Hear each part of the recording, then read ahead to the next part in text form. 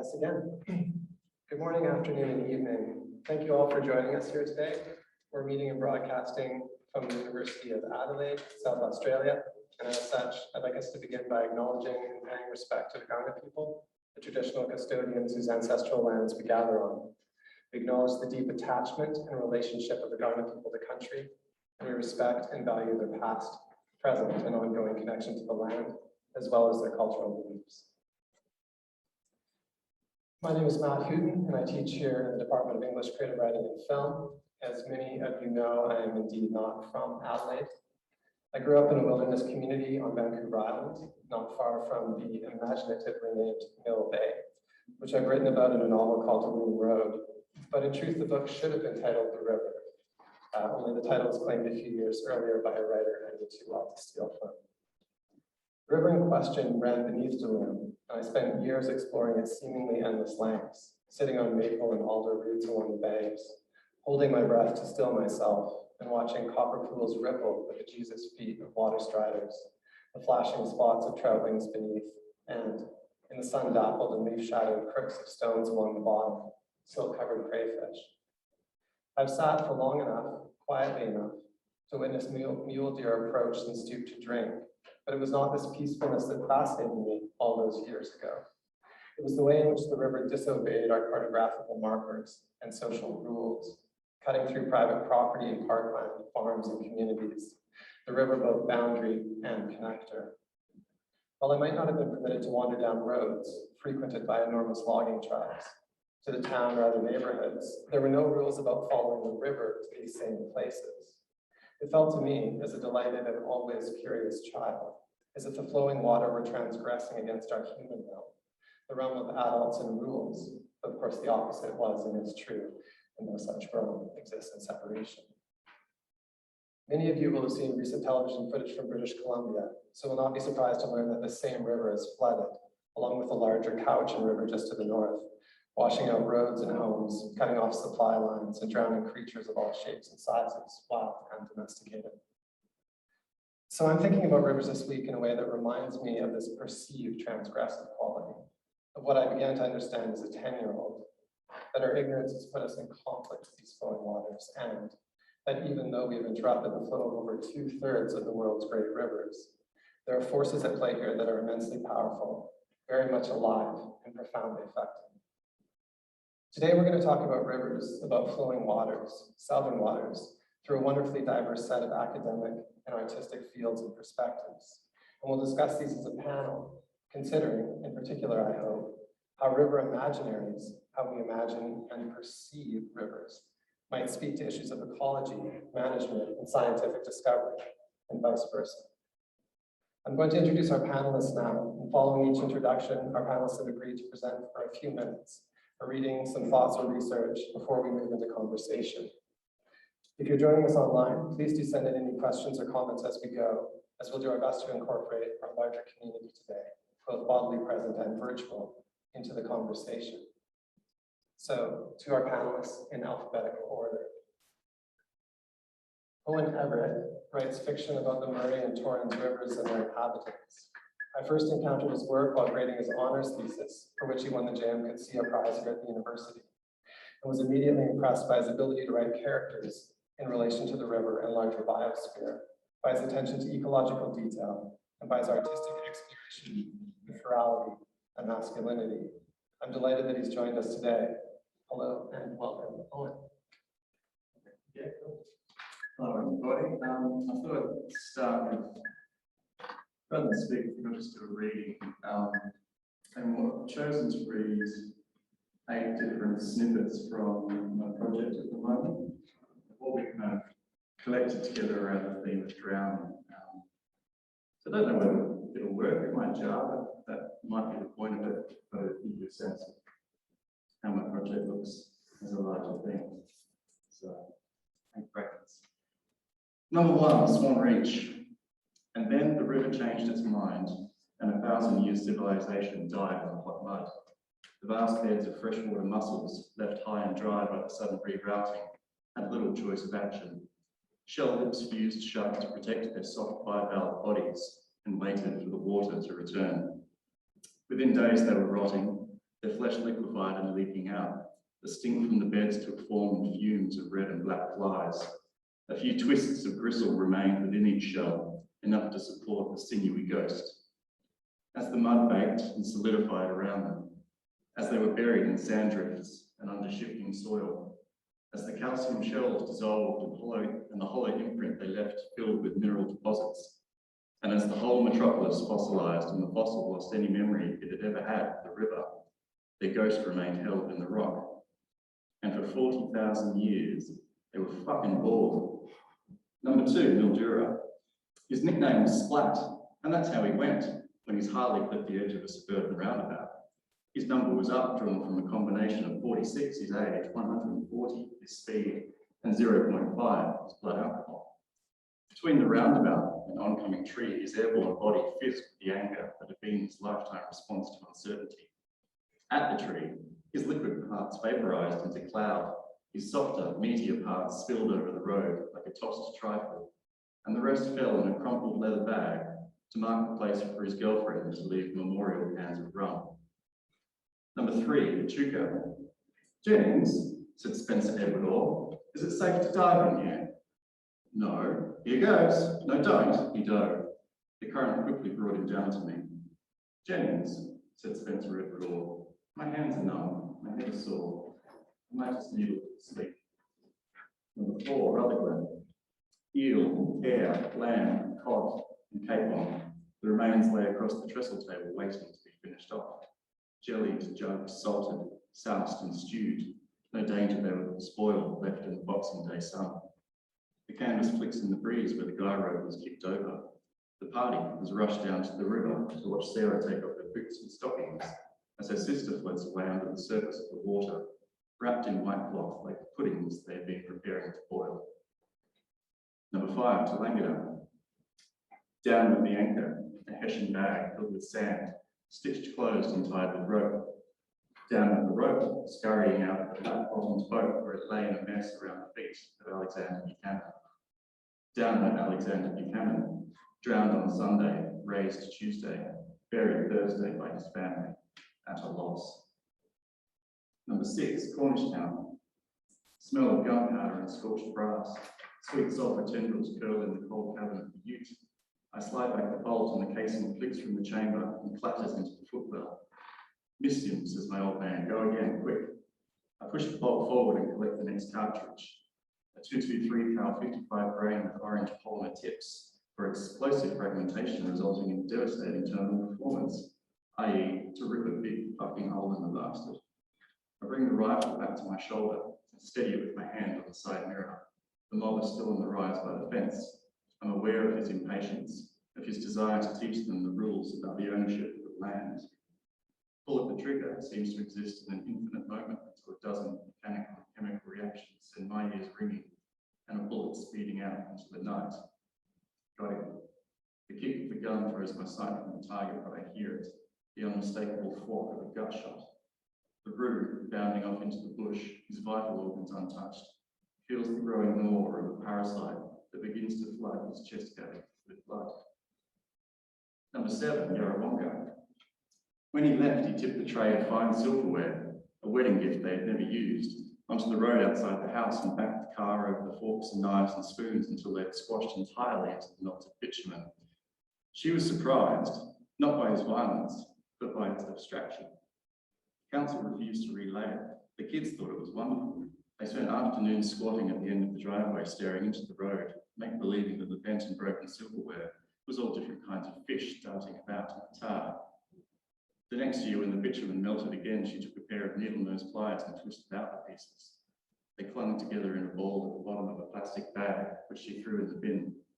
The kids were distraught. She couldn't convince them that the fish were happier this way. Number 8, Lord Ruwadonga. And then there was the summer that the river started taking people and not giving them back. Of course, the river had always taken people, but it always returned them after a while. It was thought that the different ethnic communities who appeared and settled in the town had not really paid their dues until 1 or 2 had been fished out dead. After a drowning, the locals would scan the head in the news article looking for the telltale "had not learned to swim." So, we have Afghans now, one might say, followed by, will it better bloody start learning? John Norman is easily the most interesting pastor slash doctor of law slash thinker slash writer I've met. I know what Jan is going to say, that it's not a particularly deep field, but I think we can all agree that the requisite search parameters are impressive. I'm very much looking forward to hearing more about Jan's work. The current project is a critical collage of life stories associated with three bodies of water in time. Thank you for being here today. Can you tell me what you changed this slide? Sure.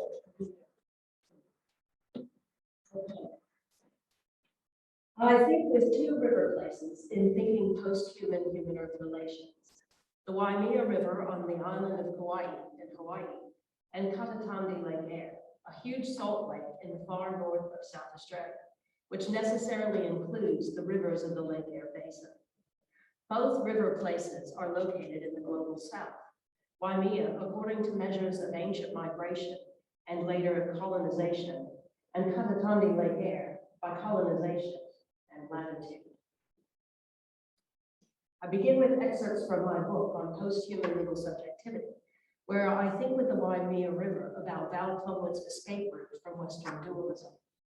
I suggest, in reflecting on a mediation agreement to restore flow in Waimea, flow that has been diverted since colonial sugar plantations of the last century, that this is an instance of entangled human-earth relations, prefiguring the possibilities of escape from dualism.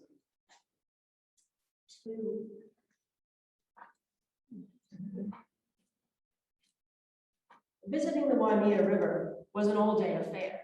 We chose the Kukui Trail, an 8-kilometer trail with a 659-meter elevation change, rated difficult on websites and in guidebooks. Yes, it was difficult, especially on the return, but it was also fascinating for the views and the variety of terrain through which it passes. The reward of taking off boots, 3, and socks to wade in the cool waters of the river itself at the base of the canyon was priceless. From the base, standing in the river, the sightseeing helicopter sounds that had followed us all the way down into the canyon finally gave way to the rush of water over rocks, and there was a real sense of arrival to the heart of the matter. The following morning, I phoned John, and he told us how to find the spot by the swinging bridge where he would meet us. And then there we were, meeting John and being introduced to his brother, Jim Ahana, Galen Kahui, and Wesley Yado, founding members of the Poe Waiola West Kauai Watershed Alliance. There was laughter and meaningful silences as we took in each other's thoughts and experiences. As the conversation was winding down, John invited us to hop on the four-wheeler for a tour of the Lo'i,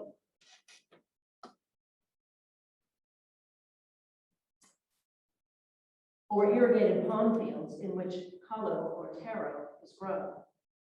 Along the way, we heard more about the family's connection to this particular place of the river and about the connection between Native Hawaiians and kalo, a food staple that figures prominently in Native Hawaiian origin stories. Kalo is the older sibling to Native Hawaiians, and caring for kalo is part of a reciprocal relationship that helps to create and preserve pono, balance and harmony in the universe. Beside the Lo'i, John also showed us the water diversion courses he and others maintain there, and pointed out the issues with silting that result from the mismanagement of upriver diversions.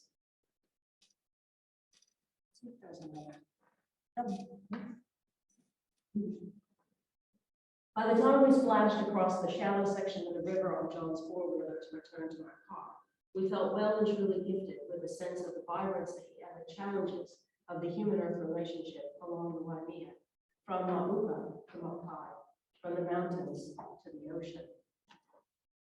Now, thanks. Hawaii is a compelling microcosm of the nature-culture continuum, being densely populated with resident and transient humans, endemic species, specialized ecosystems, and geologically and environmentally significant land and sea forms. Culturally, Hawaii has a concentrated diversity. first inhabited by Polynesians from the Marquesa Islands around 400 CE.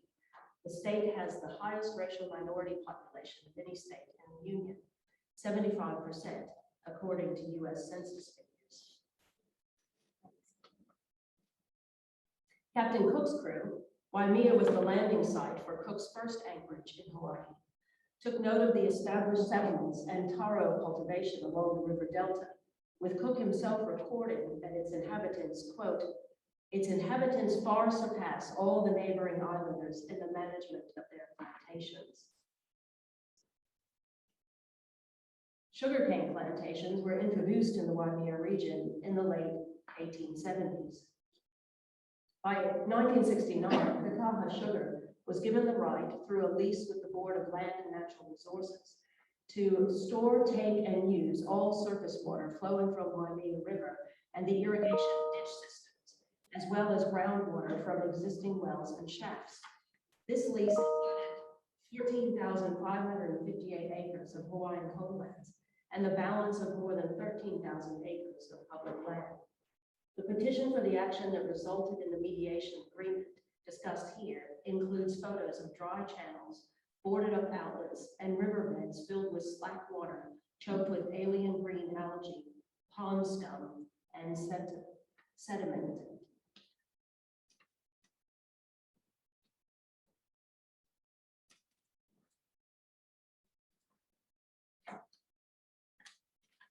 The two guiding principles that underlie the Waimea Agreement and all phases of its execution are: all streams will be allowed to run from the mountains to the sea, and no diversion will ever be a total diversion again.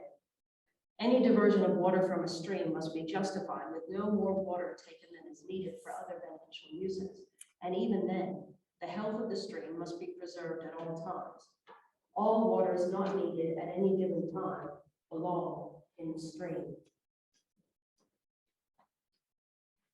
In 2015, Melissa Nursey Bray and the Erebana Aboriginal Corporation, the traditional owners of the Katatangi Lake area, co-authored a report for the Goiter Institute for Water Research. This is Erebana Country by Jody Warren.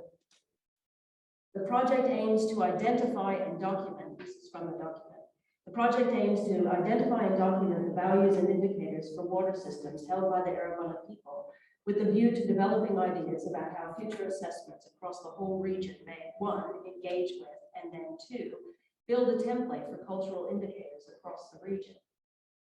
I'm intrigued by this item in the report, quote, "A key finding in this research is that Erebana do not compartmentalize or characterize different water systems according to their source, but rather by site. SITE.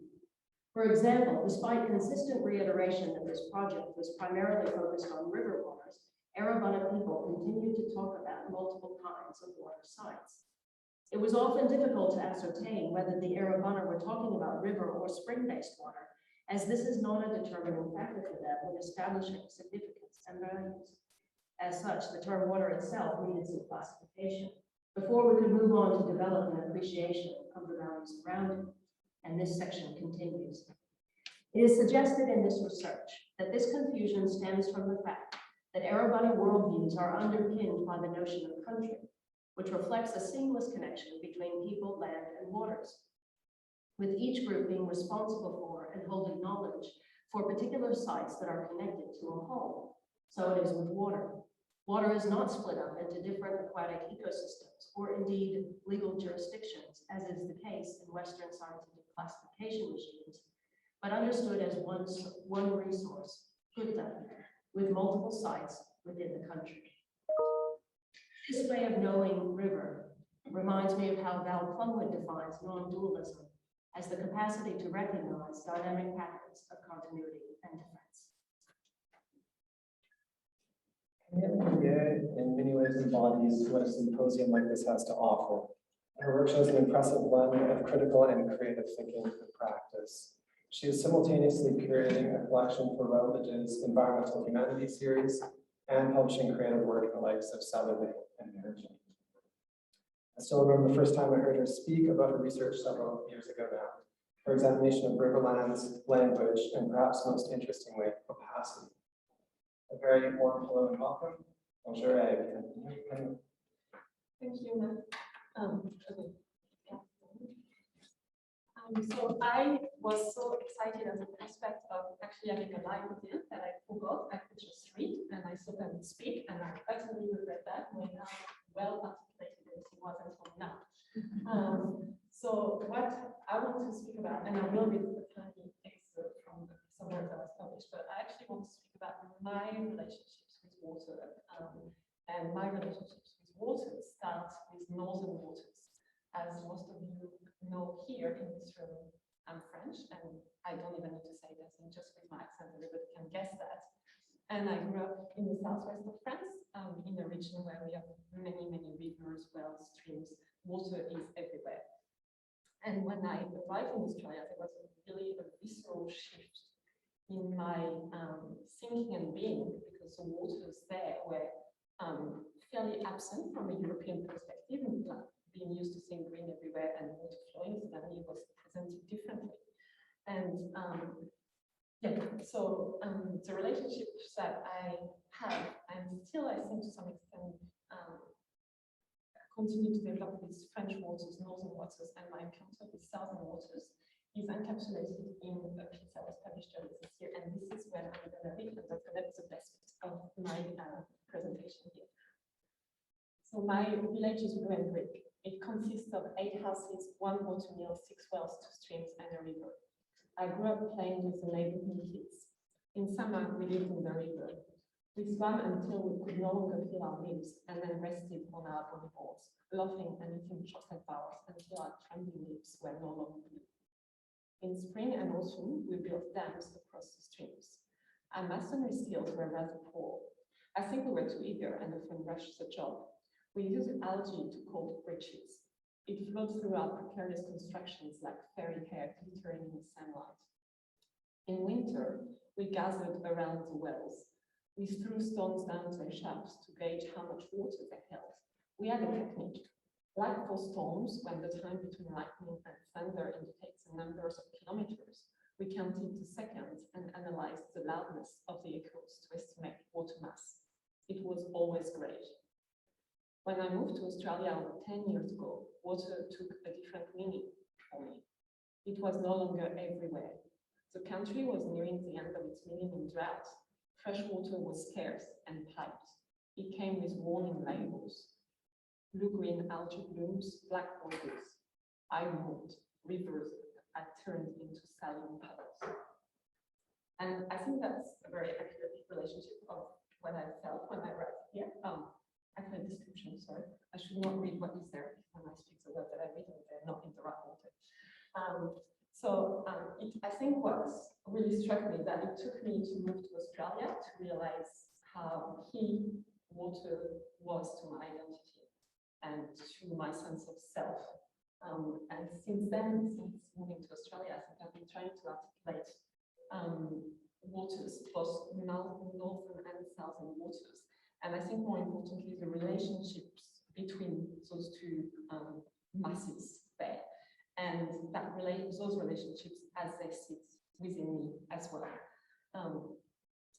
And in my many, many attempts to do that, in my many, many attempts to write waters, I have drawn on a number of philosophers, mostly French philosophers, and I think the most influential one for me has been Edouard Glissant. And in particular, I've been working with his poetics of relation and the way he has developed the idea of unity diversity, which is that you have an irreducible diversity of things, but in what I'm working on with waters, but that they all also interconnected. So this idea of diversity and unity, the two brought together. And so I think his work really underpins my endeavor. And all of his ideas have been really instrumental for me and have helped me generate a framework which has enabled me to weave syntax deconstruction within the text that I create, and as such, design work that is hopefully trying to be cognizant of waters' behaviors and movements.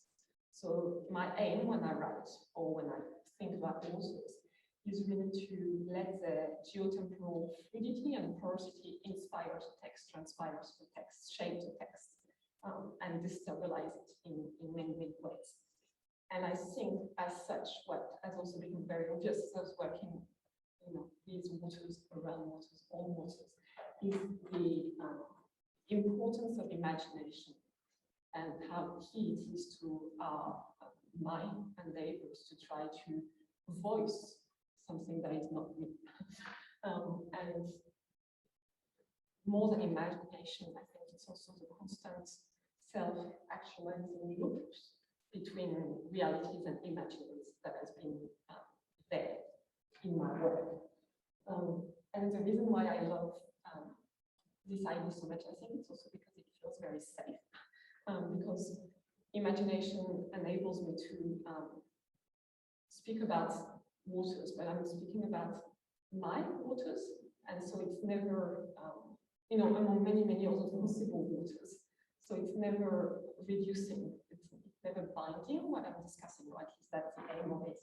And it really enables me to conceptualize my writing as transient or transitory object, which as such will never be final, will never be finished. And to scratch out that conclusion, to position what I'm creating as something that never has an end is very liberating. And I think it's also really important because more and more in our system we are pushed to provide a black and white answer and have a clear conclusion, and I resist that strongly. So yes, I like the fact that placing imagination, and I guess it connects with opacity, which I had completely forgotten. It has become so normal for me that I had completely forgotten. It is indeed a key concept there in what I'm doing. That you don't necessarily conclude and leave the conclusion open because it's constantly being redefined by yourself, the changes in you, but also the changes in whatever is around. And I think that has also enabled me to realize the value of fragility and vulnerability, and my own, but also of everything else. Because I feel it's only from that position of vulnerability that words can emerge, because that's only from that position that we can actually be open and that we can share. Exchanges don't happen if we're not vulnerable and don't open ourselves to others. So I've been using opacity, vulnerability as ways to leave room in for what I cannot say, for what is not possible to say, and to account, especially in the Australian context, I think, for the many, many gaps of the colonial narrative. And I will end with words that are not mine, but words from Edouard Pesson, from one of his books called In the Translated by Dyke. Well, it hasn't been translated, so the translation is mine, but it is Real Country, Dreamt Country. And the words are, we lighten shivering waters with our words. We feel cold from the same beauty. I was introduced to Lawrence Patchett's novel, The Burning River. I have a copy of it here. Please come and take a look at it after our session. The director of Victoria University of Wellington's International Institute of Modern Letters, who spoke so highly of the book that I bought it while visiting Wellington, and true to the recommendation, found it enthralling and read it cover to cover in only a few sittings. It presents a richly imagined dystopia in New Zealand in which fresh water, or the lack of, features important. Wonderful to have you with us, if virtually. Kia ora, Lawrence. Kia ora. Tēnā koutou katoa. Tuatahi ka tuku au I te mihi ki te mana whenua o tēnei rohe, ko Te Atiawa, ko Ngāti Raukawa, ko Ngāti Toa Hoki. Tēnā koutou. Ka mihi hoki ki te mana whenua o te rohe, o tēnā rohe, I te whenua moi moi a, tēnā koutou. Ko ai ahau he tangata Pākehā tēnei. I te puaki au ki o te tahi, ki te rohe o Ngai Te Rua Hiki Hiki, me Ngai Tuahu Riri. Ko Laurie Tuku Ingoa, ko Lawrence Patchett, rānei, tēnā koutou. Hello everybody. I was just I've just been introducing myself and acknowledging the mana whenua of this place and the traditional owners of the place where you are at the conference. Thank you so much for this opportunity to join you in conversation on a topic that is very close to my heart, rivers, fresh waters, and human relationships with them. As Matt mentioned, these are really central, these concerns are central to the burning river. The novel is set in the aftermath of a kind of ongoing environmental apocalypse, I guess you could say, and it has really urgent concerns about water right at the centre of it, in the sense that there's dirty water, there's poisoned water, and there's fresh water, and everybody wants the fresh water, and they need to either trade for it or fight for it or some combination of the two, sometimes both. And this drives the central journey of the novel, which requires Van, who is the protagonist, to leave his own world and enter a new romantic relationship with someone called Hana, to form a family. This includes with a sort of a stepdaughter situation with someone called Kahu, who we'll meet in a moment, and take a tense and frightening trip down a valley. But I'm going to read this today from a moment where the little family that has been forming through the novel gets a moment's respite from all the tension of that trip. They get this moment's sanctuary in and beside a river that they feel is safe and that they feel they can trust. So I'll just read from that now. Kahu collected washing water from the creek. Then to Van's surprise, she asked if she could swim. He eyed the wet water's eddying surface. You want to swim in that? It's freezing. She snorted. I'm not scared. I don't know if we have time, he said. Hana was laying out food. She glanced at the water and at Kahu crouching next to it. As long as you don't stay in forever, she said. It's certainly safe enough here in this territory, and we'll both keep watch. While Kahu began to unbelt and remove her coat, Hana murmured to Van, it helps her to relax if she can swim. It's a good sign, actually, if she's not too upset to have a little kohoi. I think you're helping with that. Really, he said, I don't think I'm doing much. Just by being here, said Hana, it helps her to be less tense. He looked at the water, at Kahu, and at the shadowed bush beyond. All the same, I don't think we can take too long here. It doesn't feel very safe. Hana nodded and then said a quick karakia kai for the food and put a handful of dried stuff in her mouth. She offered meat to Van and kumara, a further wrap of possum. It's safer for us too if we all wash. She grinned at him. You could try it too. I'm not saying that you stink, but... He smiled vaguely, still unsure how he felt about the safety of this.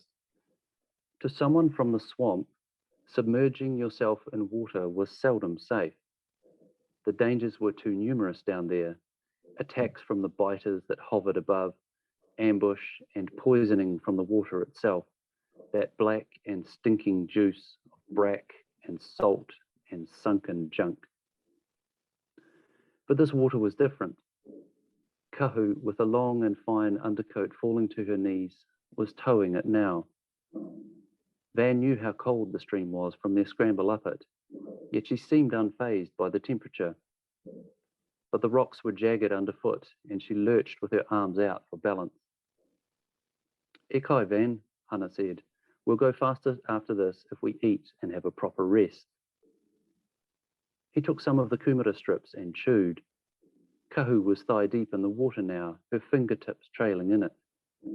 She took a breath and lunged towards the deepest part. Paddling there, she gasped at the cold, then dived under and emerged at the pool's far side. Pehea, said Hana. Makachili. Aye, she said, he tio. But then she lifted her arms and dived under once more, the water eddying after her. It disturbed an insect with a long body that flitted and hovered, as if keeping watch on the water's surface. Where did she learn to swim like that? Said Van. Our lake, said Hannah. It's incredible, isn't it? I can swim a little bit, but not like that. They train our young women for it as part of their tour training. Kahu burst from the water and smoothed her hair back. She blinked and looked at them. It seemed to please her that both were watching. Oh, tino pai, said Van. I would be drowning by now. She smiled and then blew her nose clear of water. Do you want to see something? Aye, of course, he said. She bobbed on the spot, thumb and forefinger on her nose. Then she dived forward and under, her legs coming up after her. A moment later, she was up again, wiping hair from her face. Van was so surprised that he laughed. She had done a flip underwater. That's amazing, he said. I've never seen anyone do that. She looked across the pool to where it hissed and fell off the rock, and it seemed she was searching for the Pākehā term for the move. Do you dare me to do a double one? A double flip? He laughed again. The water had relieved her of her weight of grief, for a moment at least. Absolutely, he said. She did the same bobbing motion up and down. Then she dived forward, rolling once and then a second time before exploding up from the surface. It took longer to clear her face this time, smoothing back her hair and blinking water. She looked for Van's response again and smiled, and he felt a great surging up inside himself that made him want to shield that small and wet head with his hands to protect her from any more hurts. So great, he said. You're so great at swimming. Thank you. Some of you will recognize James Van Dyke's lovely smile from ABC articles on the implementation of floating nesting sites for turtles on the Murray. James is a senior lecturer on animal behavior and biology from La Trobe University, but is joining us today from the US, I think. I can confirm for you all that James is indeed the perfect party guest, as he will not hesitate to regale an audience with stories of creatures of all shapes and sizes. I can also confirm for you, however, that if you, like me, are slightly squeamish about the more venomous creatures, that James is not the person to go on a hike with, as he will insist on picking up and inspecting just about any species that catches his eye. Thank you so much for joining us today, James. Thanks, Matt. It's nice to be able to see the screen there to see that everything that I'm sharing goes across. So my talk's going to be slightly different from what other folks have presented here, but I share a lot of, I guess, connection with rivers, and working on turtles or working with turtles has been one of the ways to manifest that in my life. This is a good example of a snapping turtle in the US that I used to catch when I was a kid. And I was lucky enough, I'm here in the US, unfortunately, on unfortunate circumstances for the past couple of months, but I was able to help one cross the road in front of my parents' farm a couple of weeks ago. And what's interesting is I'm from this area in Virginia where the Red Star is, and this pink line is the South River. In the South River, my grandfather actually worked at a DuPont plant on the South River back in the day, and it is extremely mercury impacted as a result of that DuPont textile mill. And ironically, these little snapping turtles, or big snapping turtles, I guess, have some of the highest mercury concentrations ever measured in any animal. They seem to be okay with it. They don't seem tremendously illy affected by it. But they are really good sentinels for us because we can measure the mercury in their blood or in their claws, their skin, places like that, and we can basically use them as a metric to see how badly the river is impacted. Because oddly enough, the water doesn't actually contain much mercury. It's mostly in the biota and in the floodplain. So I grew up catching turtles and turned that into a career eventually. And when I came to Australia, a few years ago, there was a paper published about the 3 species in the Murray catchment, the eastern longneck, the Murray shortneck, and the broad-shilled turtle, having declined between the 1970s and the current present day. But this study was only done in one area near Yarrawonga, Victoria. And one of the projects that I started working on in 2015 was to try to determine how bad the situation was across the broader catchment. So this is a map of the southern Murray catchment. The Murray River runs along the border here between Victoria and New South Wales. You can see the Lachlan River, the Murrumbidgee River, the Edward River system here, and a number of other tributaries. And all the red dots are places that I sampled between 2015 and 2017. I live now, when I'm in Australia, in Albury here, but Adelaide's here in the red star. And so I got to go up and down all of these rivers over those 2.5 years, give or take. And now that I live in Albury, I can continue to work on these systems. One of the joys of it was knocking on people's doors when they're living in these areas and saying, hey, we're doing this project to see what turtle populations are like. Can we throw some traps in the wetland in your backyard? And I knocked on about 53 doors over this project, and only one person said no. And almost everybody invited me in for a cup of tea or coffee and wanted to hear about it. A lot of them wanted to bring the kids down to see the turtles that we caught. And that was just a really uplifting experience. I also got to and have continued working with a number of traditional owners along these different areas of the rivers. So it's just been a really good way to meet people who are interested in these systems. Now, the bad news is our 3 species, the blue is that short-necked turtle, the red is that long-necked turtle, and the green, which you can only see in a couple places, is the broadshell. The broadshell is rare to catch anyway, so it actually hasn't declined very much. But this is going from upstream in the Murray all the way to downstream into the lower lakes region in South Australia. CPUE is just a fancy term for numbers of turtles. And what I could just give you an idea is a big bar like this, a tall bar, would equate to catching about 30 turtles in a single night. Whereas here in South Australia, you can see there's places where we actually caught none. And this is over a 3 to 5 day period. And so normally we throw a baited trap in somewhere, we're going to catch something. And there's some places in South Australia where we just don't catch any. A couple of these other zeros higher up are usually places that are higher up in elevation, and it's probably a bit too cold to have very many, but we can see very low numbers. So to give you an idea of what this might look like, this is the historic estimate of turtle abundance, about 115 turtles per hectare in the Murray River. That's a lot of turtles. That is a lot of turtles to have. The biomass of this actually exceeds that of herbivores on the Serengeti. So we're talking about a lot of animals. If we had about a 50% decline, it would look something like that. So that's dropping by half. And if we were in a worst case scenario where we didn't catch any, it might look like something like this. There might be still a few around that we just don't detect, but we're talking about a pretty large loss of animals.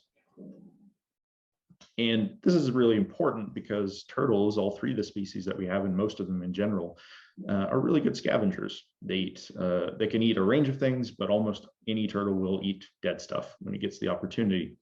And they're really important for cleaning up dead fish in particular.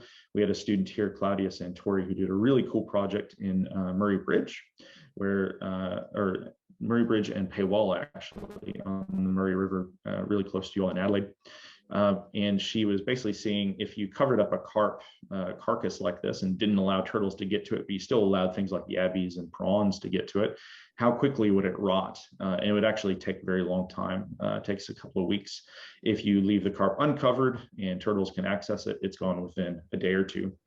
And then she also did this really cool experiment where she had turtles in ponds, these mesocosm ponds, and then, had turtles in this one, no turtles in this one, and then just left a fish to rot in both of these. And you can see that it gets pretty nasty. She measured a number of water quality parameters, and basically the turtles help maintain the water quality in the face of those rotting fish. And they're also important because in blackwater events, they can survive because they breathe air. During blackwater events, oxygen gets sucked out of the water. And so if you have anything like a fish or a yabby that needs to breathe in the water, they're going to suffer from that, but the turtles are unaffected and they can keep on doing their scavenging job. Now, the causes of their declines, the one we focus on the most are foxes. So red foxes are an invasive species here, and they eat turtle nests. So there's areas where we put out artificial nests with chicken eggs and quail eggs to see how quickly the foxes get to them. And usually you'll get about 100% nest destruction in 24 to 48 hours.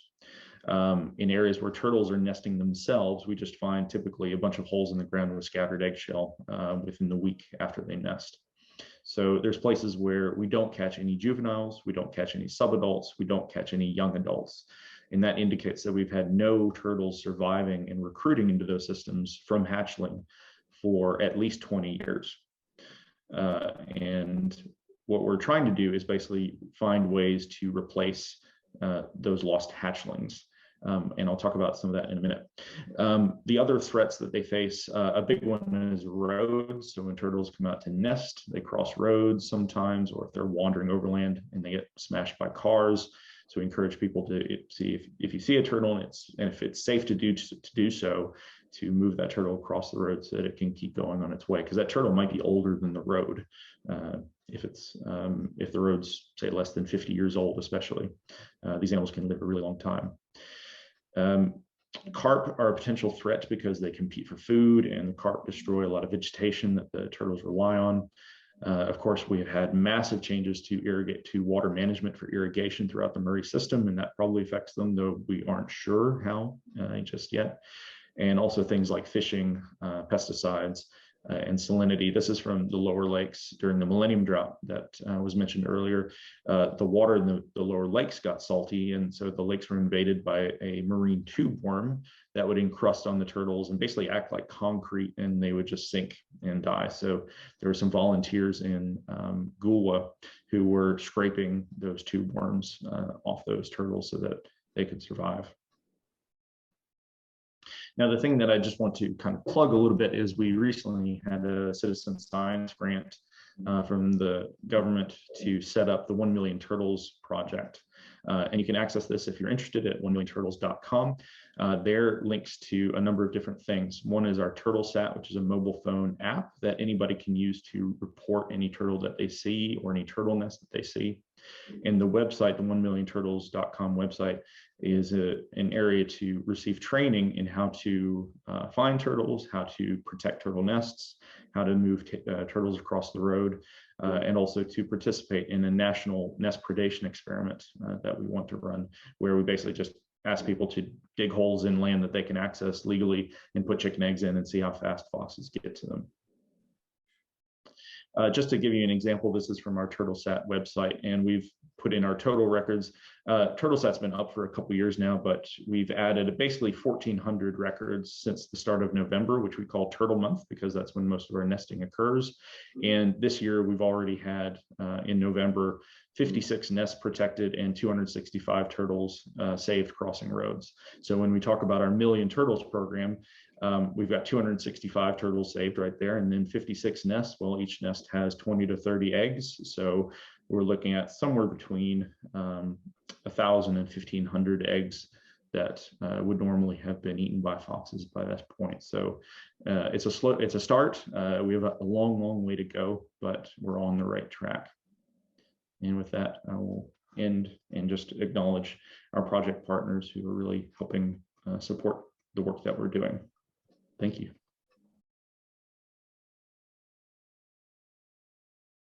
Next is pose a short series of questions to 2 or 3 of our panelists at a time, and allow each of them to respond, and then ask our other panelists if they'd like to add anything to the conversation. And first off here, I'd like to talk about finding language for our research and creative practices. Some of us have touched on this already.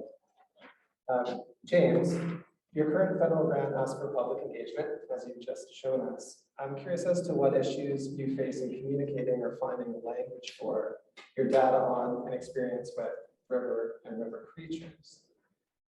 Camille, do you think of rivers or aspects of rivers in English, French, and or perhaps Indigenous vocabulary? In what ways is language tied to your imagining and processing of place and research? And Lawrence, in the Burning River, you draw on Terreo vocabulary, including creature and place names. And I wonder if you could speak to the practical relationship in your work between this language and your imagining of setting and place. Start with James. Thanks, Matt. I think the biggest challenge that we face, and we're starting to find ways to get around it, is when we tell people about this problem, people historically have been very excited to help, to find ways to help, which is great. The challenge has always been making the link between us and them, us as researchers, academics, and them as regular people, and then the government, because there's so many government regulations on the things that we can do to interact with wildlife. And so for a long time, our biggest challenge has been to say, well, technically, you probably shouldn't pick up that turtle and move it across the road, even if its life is in danger, because that could be illegal. And so one of the communication things that we've been able to do just in the past couple of weeks really is start to make, I think, the right contacts with the right people in the right agencies at the state levels to find ways to help people do this. So to make sure that we're providing the training that will allow people, engaged people to help us without breaking any laws and without putting themselves at any kind of risk. And so I guess from the language perspective, it's interesting to navigate that because, you know, we come from a scientific perspective, which is full of jargon and things like that. And we have to find ways to communicate to regular people, which pictures are great for. And then we also have to find ways to communicate with the agencies involved and make sure that it's clear that we don't want anybody doing the wrong thing and that we want to help people do the right thing. Thank you, James. Yeah, I think I touched on that in my little presentation, that I think water is more than language shapes the way I write, as in family zones of cohabitation, interaction, confluence, convergence, repression, all of that there, that's what shapes my writing. And I guess I see them as a sphere of realization, and I use the term very, very broadly, but that's how the language aspect comes into it for me. That they will, you know, their rhythms, their movements will generate something there, and that's what I use. That's what the language will come from them rather than from English, French, or indigenous for me. It will dictate the words I use. But that being said, I agree that there is an imagery around each body of water that is really, really difficult to capture in a language that is not a language of the place, of that place, because the language will arise from, any language will arise from a place. And we all know that language is in place and will structure the way we see, the way we think. And so, yes, there are struggles to represent some waters in here, for instance, using the French language, or some waters for me in France, using the English language. But I think that the fact that I use several languages has highlighted for me that sometimes there is just no language. It doesn't matter in a way the language I use, because the waters have their own languages, and our human languages, I think no matter what they are, for me, the ones that I sort of master, do not, like, they cannot, I can sense something, I know what I want to capture, but I cannot capture it. And I think that's where the challenge has been for me. And I think that's also why I draw on other modes of representation, sonic, visual modes of representation. And I also play with voices when I write, to try to capture something that in a sense cannot be captured in language. And I also, when I write, I think pay very, very close attention to rhythms, and not just the rhythms within languages, but the rhythms within our own bodies and the rhythms around us. Because I feel in many ways, through rhythms, you can express things that words themselves might not necessarily express. So yeah, it's really going back to the visceral shift that I was mentioning. I think that's what has been shaping the way I write more than language. And interestingly, because I've thought about that a lot before even this panel, Because I used to think, oh, I just cannot express it because maybe my English is not good enough, or because I've lost my French, because I've been away for too long and you lose words out of place. And so I realized that in several languages, in a way, for me, highlight this connection more than connection, and that has been really interesting because it has highlighted in a way the lack of belonging, the lack of familiarity with anything and everything in the world. You know, I'm never truly in one place. I never really truly think in just one language. It's just a huge mess and mix of things. And I think this is also what has driven my work and shaped my work. This really this real urge to articulate something that for some people might be there and it's not like they don't have any questions, but it's just there. It's so much part of them that they don't need to articulate it. But for me, being so dislocated across places and languages, I have a real need to find the words to, you know, look at things in space, I think, and in space being also within me, like to see where I fit and where the waters fit, and yeah, and how I can express this. Thank you. Wonderful. Yes, Ryan. Thank you. Yeah, you asked about the use of some te reo Māori in the book, some Maori language. This is something I tried to manage really delicately and carefully, and with some advice and support from people who could help me. But it's very much a reflection of my own family situation at the time that I was writing this book. I grew up as a Pākehā person, a settler person here in Aotearoa, and in a liberal Pākehā background, but I was never really obliged to confront my own Pākehā identity and my status as someone who's really a beneficiary of colonisation here in New Zealand. It's quite possible to move through the education system and not sort of have yourself awaken to that in a really intense way. And that only happened for me really when I met Tina, who became my partner. She's a Maori academic, and I also met her two daughters, who became my stepdaughters, and we formed a family. And that, for the first time, that really forced me to look at what it means to be Pākehā, and also to start to learn about the legacy that I kind of inherit as a Pākehā person here, as a beneficiary of colonisation, and while colonisation is still going on here. And part of that process too was going along to learn te reo Māori. This is something Tina encouraged me to do, is sort of something that would help me to help us in our attempts to interact across the borders of culture, I guess. And that just really, it sort of intensified that process of becoming aware of who I am and the history that I'm an heir to. And so that I wanted to create a character who is not dimly aware of his Pākehā identity, but someone who is intensely aware. Because I wanted some of that process of awakening to be alive in the text, and for Van to be thinking about it all the time. So that's and it's a world where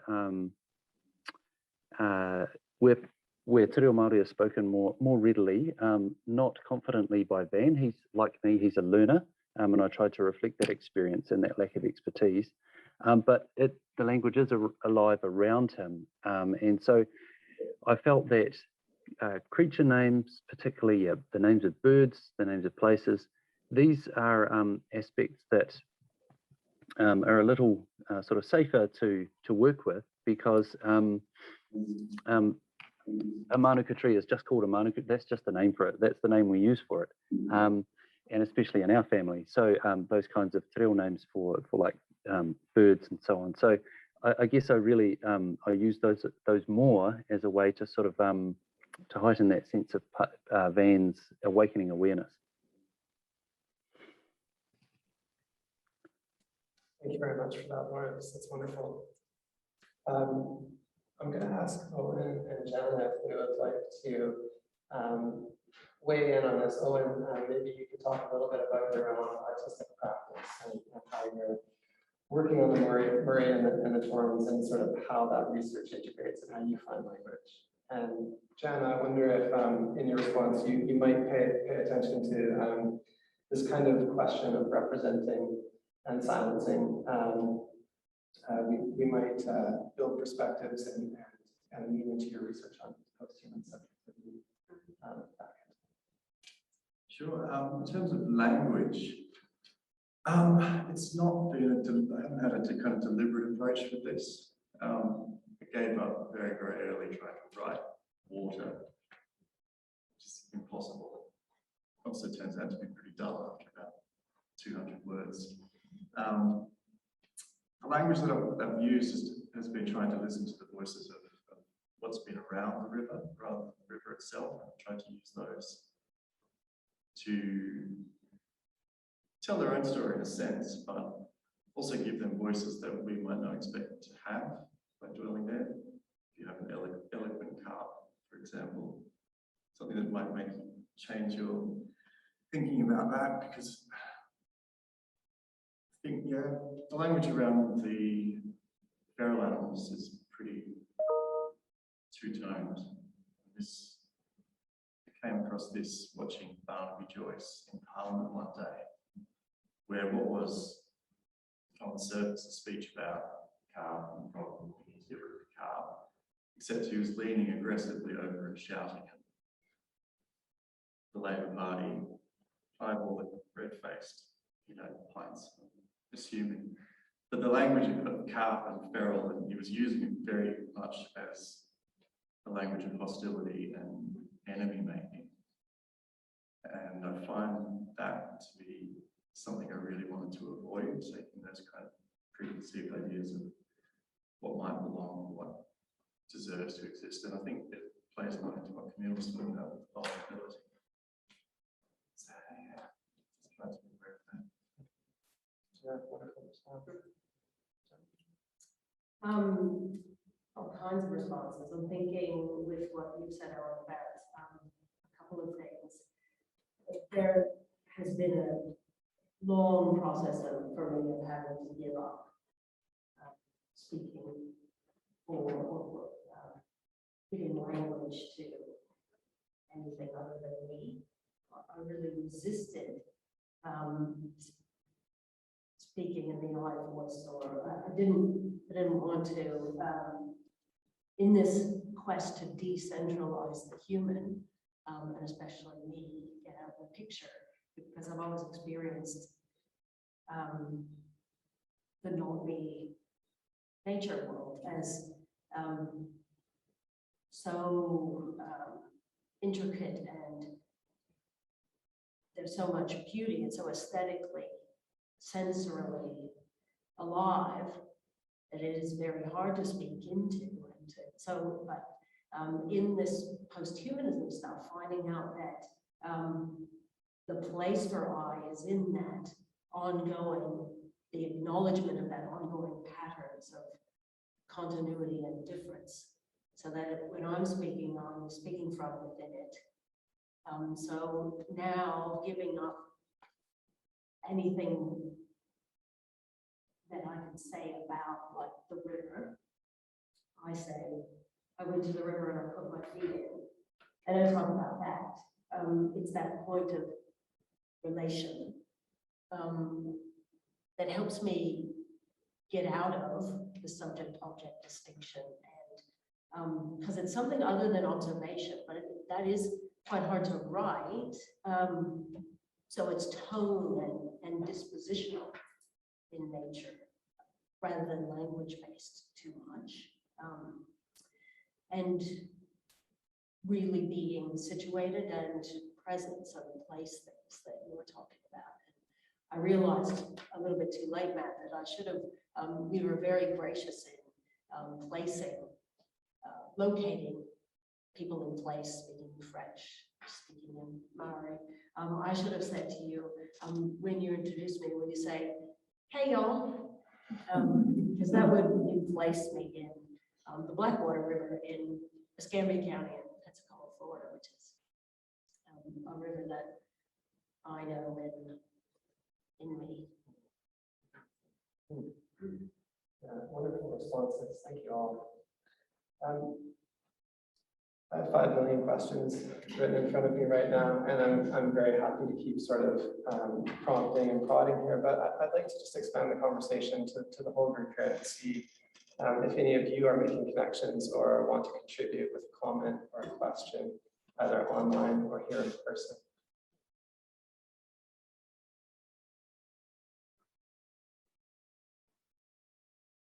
And if you do, can you come and stand under the microphone, please? That's what we do, Rachel. Stop. Yeah, it's just for everyone else. Okay.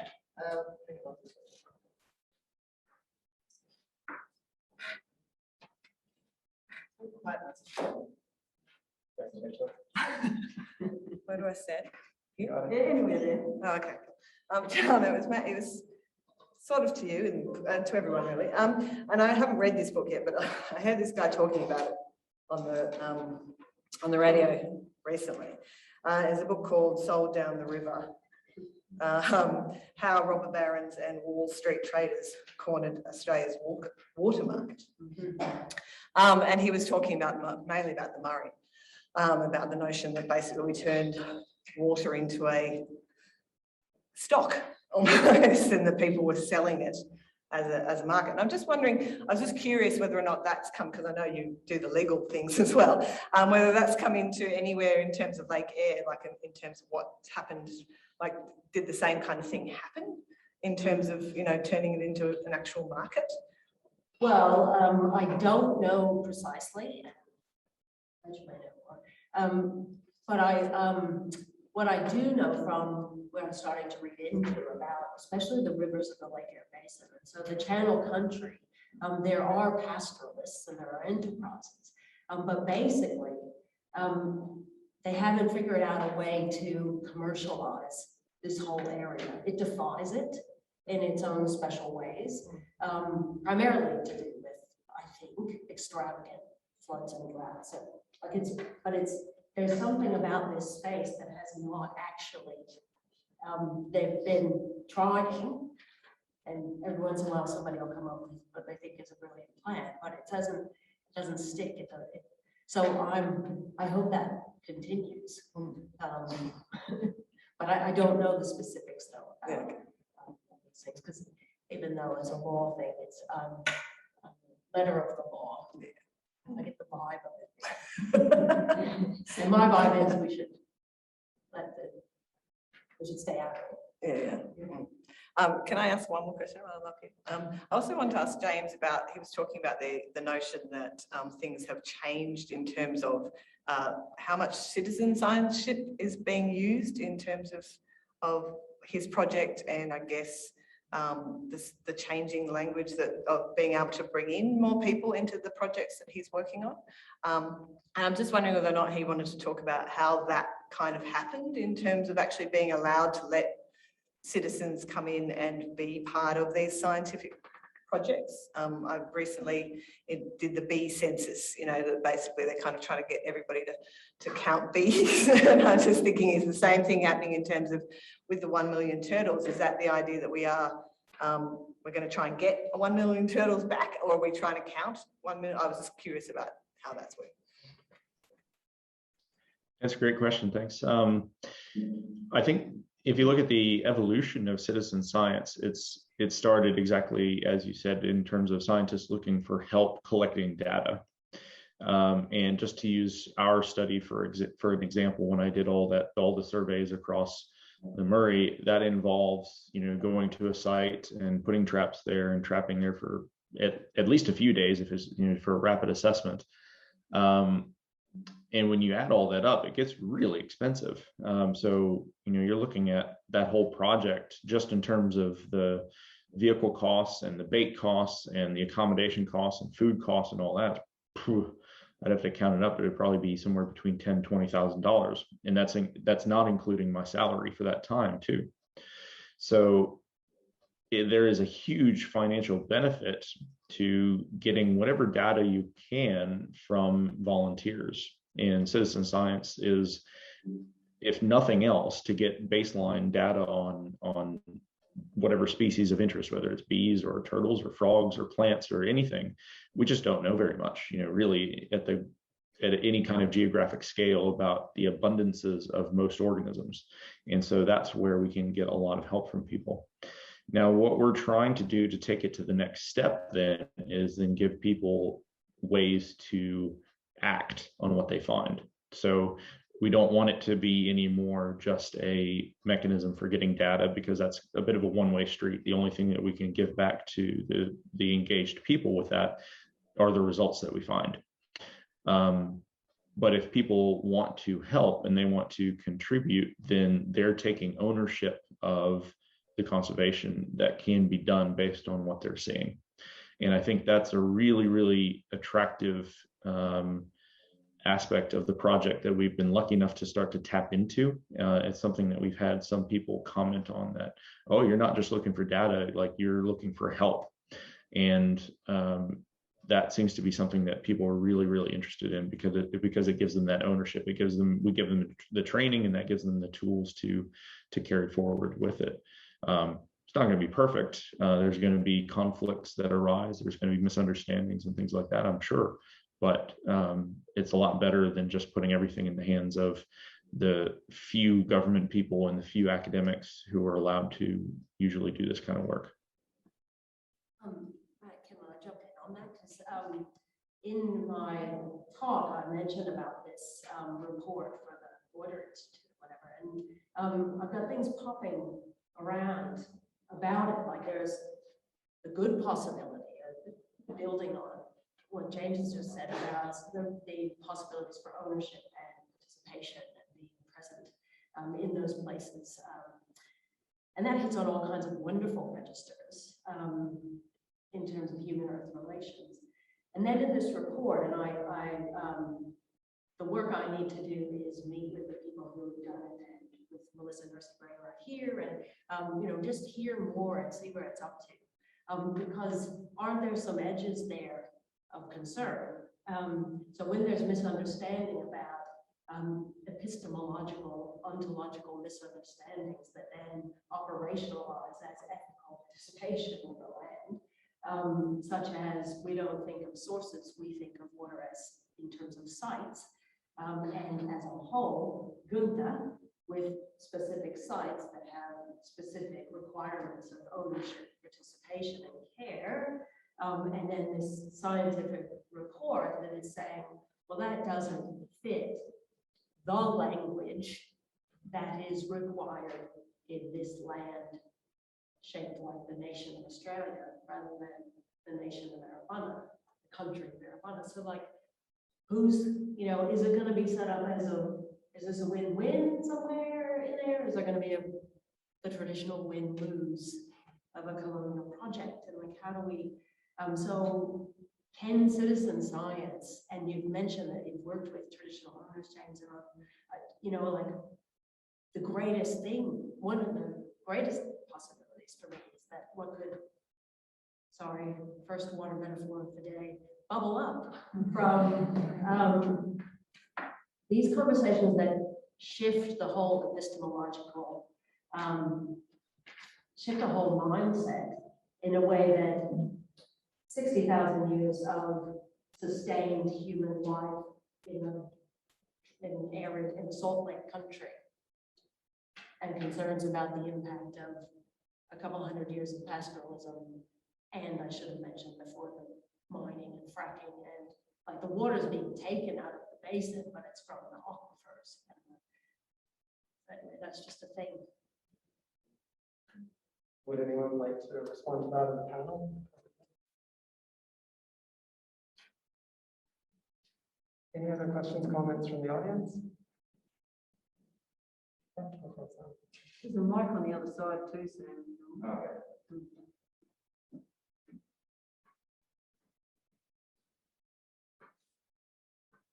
I just want to ask Camille about the sort of tension, something I've thought about. It's an interesting one between, I've thought about from different perspectives, through water, similar to water, like that fluidity, and then the writing process, which sort of is almost putting putting it in stasis in a way. I don't know. Have you thought about that at all, that tension? Yes, I have thought about it. I'm still figuring out the answer, so that's probably going to be my answer. I don't think there is an answer, and that's also what I've come to accept in a way on that. Like there is no. Yeah, I think for me it's also on many different levels because there is northern and southern there. Place the tension is there on that level, and then tension is need tension most of the time. Yeah, fluidity on the page. I'm still working on it. I think sound has been really important for me and that's something that we often don't pay much attention to as writers. We tend to gloss over sound a lot, and as such we tend to gloss over rhythms. And I think potentially it's important. So that's does that answer your question? I mean, does it not answer your question, but address it? Yeah. Yeah, it's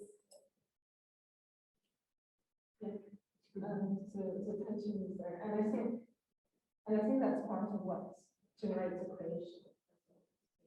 Comes from a through tension that is there. Is another way in the way you approach things by sort of collapse. Yeah, well, I was just thinking that we have an assumption of fluidity, and probably in a lot of our thinking about southern rivers is that they should be like the northern rivers. They should flow one place to another. We're in a natural state. They flow and they ebb and they pool and they go along and they stop. We're going to go to the torrents later, and that should be like a series of waterfalls, but our approach is to straighten it out.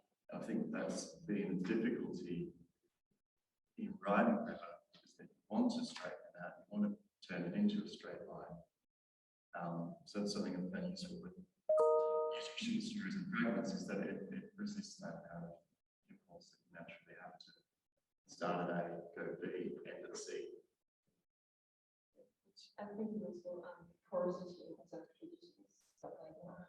I think that is as well. And the idea that it will permeate through everything, but indeed not in a straight line, it creates like giant. And I think that the fact that we don't really know what's going to come out of the exchange, out of the encounters, is also part of it. That is, yeah. I'm really taken by the language that we're using here. You're talking about rhythm, generation, tone, when talking about voice. Lawrence, I'm aware that we're running out of time here. We're going to lose you. And I wonder if, in working with two languages on your novel, you were conscious of the rhythms and struggled with those rhythms and getting that right. And maybe you could let us into your process of wrestling with language just a little bit more.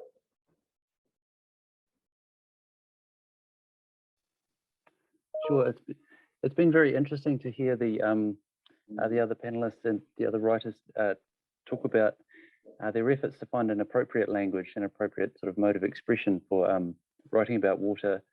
I'm this kind of like simple writer, this sort of simple fiction writer in a way. My number one thing, one of the first book I wrote took a long time and a lot of effort. And then the feedback I got was essentially that this, you could write, but this story is pretty boring. No one's going to read it, and especially not all the way to the end. And so since then, my number one motivation has been absorb the reader in the narrative, grip them from the beginning all the way to the end. And so everything is sort of in service of the conflicts in the novel, the relationships, everything pushing forward that narrative momentum, and sort of almost skills and efforts with language are sort of deployed in that task. So it's kind of interesting to me because what my process tends to be, I've got a couple of anxieties knocking around in my mind. And then I give them to the novel. I put them into the center of the writing project, whatever it is. And then I try to then my task from that point on is to craft a really gripping story that will hold the reader. And while they're absorbed in the story, they'll be getting their own experience out of the interaction with water in the book, say, or the angsting about the impacts of climate change that I've thrown into this novel and that I can't stop sort of obsessing about, and that just keep spilling out into the book. So yeah, I'm since that early writing experience, that early feedback experience, I've constantly trying to uncomplicate my writing, if you know what I mean. I'm trying to sort of simplify it down. Yeah, I think that's sort of my essential answer. It's a little bit different from the other writers, particularly, because yeah, I've sort of tried to go as simple as possible in terms of my writing project, because I find I get lost, and then if I'm lost, my reader's going to get lost too. Makes perfect sense, Lawrence. Thank you. We have 5 minutes left. There's time for another question or comment. Jillian?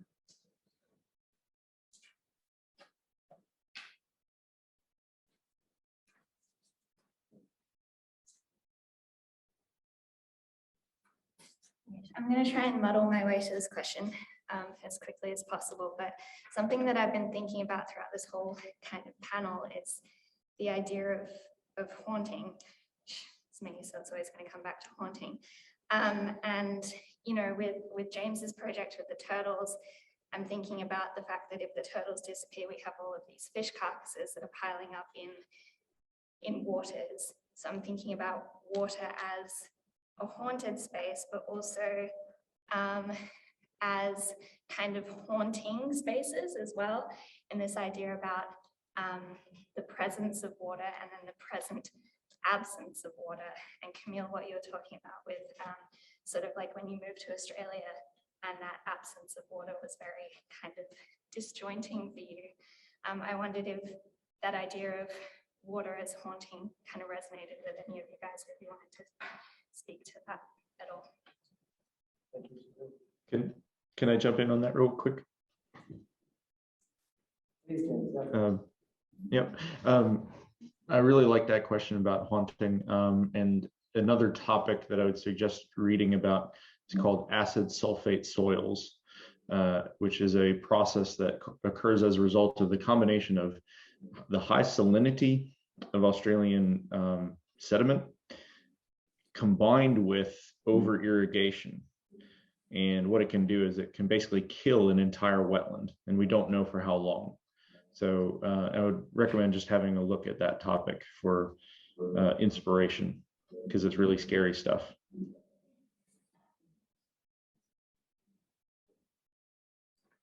James, any other thoughts on haunting? Yeah, I started out resistant to wanting to go into any kind of spirits or ghoulies or ghosts, but I found lately that I can't help it, and it's a way of exploring depth. I think it's been difficult to avoid, actually. The latest thing I've been thinking about is how Adelaide is kind of haunted by the ghost of the Maori. It's kind of an underground system of pipes where our water flows that we filter out of it, and whether that is part of the river, whether that's the purified river, whether that's the ghost. Yeah, I have no answer, but it's unavoidable in a way. Frenchman is screaming Delia because we have a duty of remembrance, and I think that's what haunting is unavoidable. As you say, we will remember, and we need to express that. So it's in everything we do. The voices that are not there, the things that are not there, they will speak through us, and we will change them and transform them because they're going through us.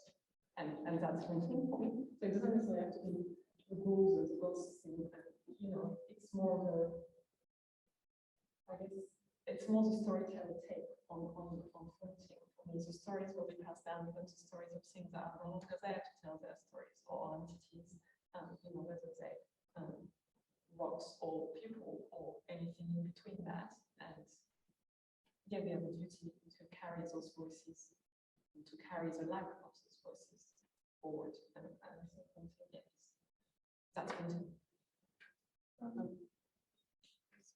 Question. 30 seconds. Okay, from Nan Shepherd in The Living Mountain. This is the river, water, that strong white stuff, one of the 4 elemental mysteries. The hauntings can here be seen in its origins. Like all profound mysteries, it is so simple that it frightens me. It wells from the rock and flows away. For unnumbered years, it has welled from the rock and flowed away. It does nothing, absolutely nothing, but be itself. Thank you for that. And if we had more time, we would then turn to the Burning River and have Lawrence talk to us a little bit about haunting and dystopia. But that's for another conversation, which I hope I will have the chance to have. Will you please join me in thanking Lawrence and Camille and James and Jenna and Owen for a wonderful session. Thank you.